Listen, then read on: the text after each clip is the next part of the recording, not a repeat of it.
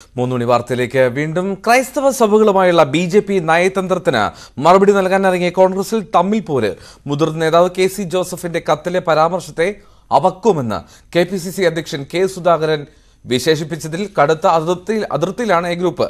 താൻ അപക്വമായ ഒരു പ്രസ്താവനയും നടത്തിയിട്ടില്ലെന്നും കുത്തിത്തിരിപ്പ് പരാമർശം ശ്രദ്ധയിൽപ്പെട്ടിട്ടില്ല എന്നുമാണ് കെ.സി. ജോസഫിന്റെ പ്രതികരണം. ക്രൈസ്തവ വിഭാഗത്തെ വിശ്വാസത്തിലെടുക്കാൻ ബി.ജെ.പി. നീക്കം നടത്തുന്നതിനിടെയാണ് മറുതന്ത്രവുമായി കോൺഗ്രസ് എത്തുന്നത്. ബി.ജെ.പി. നടപടി അവർക്ക് തിരഞ്ഞെടുപ്പിൽ ഗുണം ചെയ്യുമോ എന്നതിൽ വ്യക്തത വരും മുന്നേ മറുതന്ത്രം മെനഞ്ഞ കോൺഗ്രസിൽ തമ്മിലടി തുടങ്ങി. ബി.ജെ.പിയുടെ നീക്കം ചെറുക്കാൻ അടിയന്തരമായി ഇടപെടണമെന്നും രാഷ്ട്രീയകാര്യ സമിതി വിളിച്ചു ചേർക്കണമെന്നും കെ.സി. ജോസഫ് നേതൃത്വത്തിന് കത്ത് നൽകിയിരുന്നു. ആ കത്തിനെക്കുറിച്ച് ചോദിച്ചപ്പോൾ ഇന്നലെ സുധാകരന്റെ മറുപടി ഇങ്ങനെ: അവർക്ക് രാഷ്ട്രീയമുണ്ട്, അവർക്ക് രാഷ്ട്രീയ ബോധമുണ്ട്. കാരണം ഇത്രയും വലിയൊരു മതേതരത്വ രാഷ്ട്രം ഇന്ത്യ അല്ല, ലോകത്ത് ഇന്ത്യയിൽ കോൺഗ്രസിന്റെ നേതൃത്വത്തിൽ മാത്രമാണുള്ളത്. അതവർക്കറിയാം, തിരിച്ചറിവുള്ളവരാണവർ. അതുകൊണ്ട് അവർക്ക് കോൺഗ്രസ്, ഇന്റർനാഷണൽ കോൺഗ്രസിനെ തള്ളിപ്പറഞ്ഞുകൊണ്ട് ഈ രാജ്യത്ത് അങ്ങനെ ഒരു കാലഘട്ടം ഒരിക്കലും ഉണ്ടാകുമെന്ന് ഞങ്ങൾ പ്രതീക്ഷിക്കുന്നില്ല. മറ്റൊരു വാർത്തയിലേക്ക്. ആഫ്രിക്കൻ രാജ്യമായ സുഡാനിലെ സംഘർഷത്തിനിടെ കണ്ണൂർ ആലക്കോട് നെല്ലിപ്പാറ സ്വദേശി വെടിയേറ്റ് മരിച്ചു. വിമുക്ത ഭടനായ ആൽബർട്ട് അഗസ്റ്റിനാണ് മരിച്ചത്. ഇന്നലെ രാത്രിയായിരുന്നു സംഭവം. വീട്ടിനുള്ളിൽ ഫോൺ ചെയ്യുന്നതിനിടെയാണ് ആൽബർട്ടിന് വെടിയേറ്റത്. ഫ്ളാറ്റ് സമുച്ചയത്തിന്റെ 11ാം നിലയിൽ വെച്ചാണ് വെടിയേറ്റത്. സംഘർഷം തുടരുന്നതിനാൽ മൃതദേഹം ഇപ്പോഴും ഇവിടെ നിന്ന് മാറ്റാൻ കഴിഞ്ഞിട്ടില്ല. വെടിയേൽക്കുമ്പോൾ ആൽബർട്ടിന്റെ ഭാര്യയും മകളും ഒപ്പമുണ്ടായിരുന്നു. ഇരുവരും അത്ഭുതകരമായി രക്ഷപ്പെട്ടു. അവധിക്ക് സുഡാനിലെത്തിയതാണ് ഇവർ. സുഡാനിലെ ദാൽ ഗ്രൂപ്പ് കമ്പനിയിൽ സെക്യൂരിറ്റി മാനേജറായി ജോലി ചെയ്തു വരികയായിരുന്നു ആൽബർട്ടിന്റെ മകൻ കാനഡയിൽ വിദ്യാർത്ഥിയാണ്. ഏറ്റുമുട്ടൽ തുടരുന്ന പശ്ചാത്തലത്തിൽ ഇന്ത്യക്കാരോട് വീടിനുള്ളിൽ തന്നെ തുടരാൻ എംബസി നിർദ്ദേശിച്ചിരുന്നു. ആൽബർട്ടിന്റെ കുടുംബത്തിന് സുഡാനിലെ ഇന്ത്യൻ എംബസി വഴി എല്ലാ സഹായവും നൽകുമെന്ന് വിദേശകാര്യമന്ത്രി എസ് ജയശങ്കർ പറഞ്ഞു. ആൽബർട്ടിന്റെ സുഹൃത്ത് രമേശ് സുഡാനിൽ നിന്ന് ഇപ്പോൾ ടെലിഫോൺ ലൈനിൽ ചേരുന്നു. ശ്രീ രമേശ്, ഇത് എങ്ങനെയാണ് ഇങ്ങനെ സംഭവിച്ചത്? അവിടുത്തെ ഒരു അന്തരീക്ഷം, നിലവിലത്തെ ഒരു സാഹചര്യം എന്താണ്?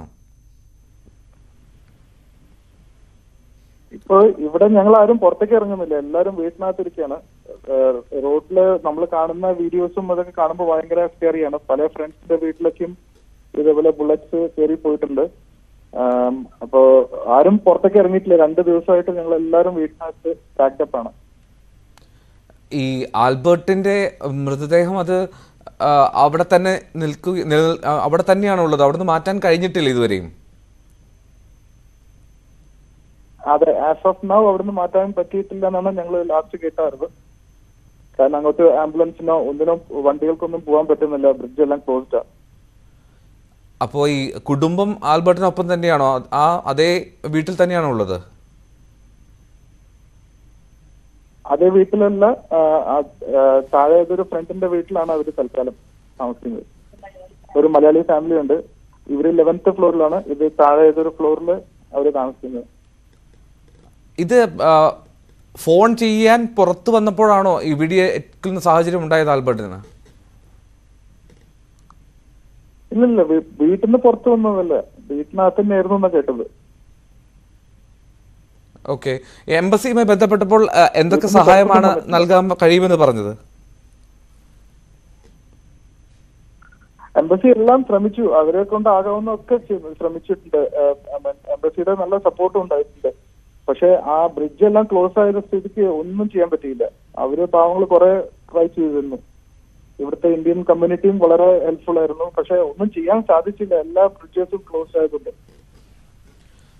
അപ്പോൾ ഈ ആൽബർട്ടിന്റെ മൃതദേഹം അത് എങ്ങനെ നാട്ടിലേക്ക് കൊണ്ടുവരാനോ അത്തരത്തിലുള്ള നീക്കങ്ങൾക്കൊക്കെ എപ്പോഴത്തേക്ക് സാധിക്കുമെന്നുള്ളത് എന്തെങ്കിലും വ്യക്തത നൽകുന്നുണ്ടോ എംബസി? ഒരു ഐഡിയ ഇല്ല. കാരണം ആർക്കും പുറത്തേക്ക് ഇറങ്ങാൻ പറ്റാത്തൊരു സിറ്റുവേഷൻ ആണ്. എല്ലായിടത്തും ഫയറിംഗ് നടന്നുകൊണ്ടേയിരിക്കുകയാണ്. ഇപ്പോഴും നമ്മൾ കേൾക്കുന്നുണ്ട്, ഇടയ്ക്ക് പുറത്ത് സൗണ്ട് കേൾക്കാൻ പറ്റുന്നുണ്ട്, വെടിവെക്കുന്നത്. അപ്പൊ ആർക്കും വീട്ടിൽ നിന്ന് പുറത്തേക്ക് ഇറങ്ങാൻ പറ്റാത്തൊരു സിറ്റുവേഷനാണ്. നിങ്ങൾ അവിടെ എത്ര മലയാളികളുണ്ട് ഏകദേശം ആ പ്രദേശത്ത്? ഒരു 10-500 മലയാളീസ് ഉണ്ടാവണം. നിങ്ങളെല്ലാവരും, ബാക്കിയെല്ലാവരും വളരെ സുരക്ഷിതമായി തന്നെ നിൽക്കാൻ അല്ലേ ശ്രമം? എന്താണ് അവിടുത്തെ ഒരു അവസ്ഥ?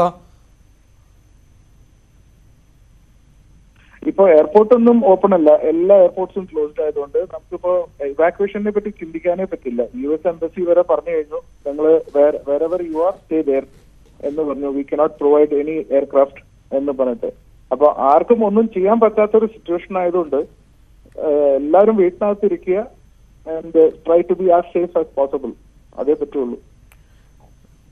ഈ സുഡാനിലെ ഈ സംഘർഷം തടയാൻ ഒരു തരത്തിലും അവിടുത്തെ ഒരു സുരക്ഷാ വിഭാഗത്തിന് കഴിയാതെ പോകുന്നു എന്നാണോ? ഒരു തരത്തിലും ഈ അക്രമികളെ നിയന്ത്രിക്കാൻ കഴിയാതെ പോവുകയാണോ?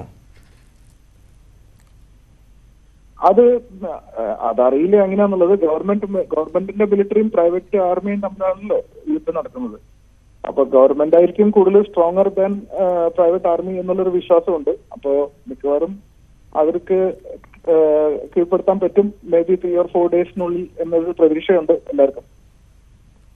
ശരി രമേശ്, വളരെ നന്ദി പ്രതികരിച്ചതിന്. ആൽബർട്ടിന്റെ സുഹൃത്താണ്. ആൽബർട്ടിന്റെ മൃതദേഹം ഇപ്പോഴും ആൽബർട്ടിന്റെ